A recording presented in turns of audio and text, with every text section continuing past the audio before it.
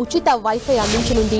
Digital సేవల్ని ప్రోత్సహించడంలో భాగంగా దేశవ్యాప్తంగా 6,117 రైల్వే స్టేషన్స్ లో ఉచిత వైఫైని రైల్వే శాఖ అందుబాటులోకి తీసుకొచ్చింది.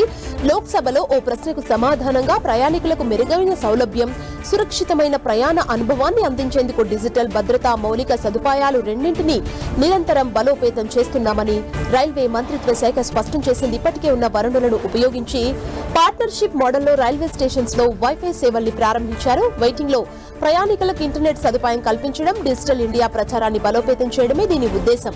ఈ సౌకర్యం పెద్ద సంఖ్యలో ప్రయాణికులకు స్టేషన్లో టికెట్ బుకింగ్, ప్రయాణ సమాచారం, ఇతర ఆన్లైన్ సేవల్ని సులభంగా యాక్సెస్ చేయడానికి వీలు కల్పిస్తుంది. రైల్వే స్టేషన్స్ లో వైఫైని యాక్సెస్ చేయడానికి ప్రయాణికులకు తమ మొబైల్ నంబర్ ద్వారా ఓటీపీని నమోదు చేయాల్సి ఉంటుందని మంత్రిత్వ శాఖ స్పష్టం చేసింది.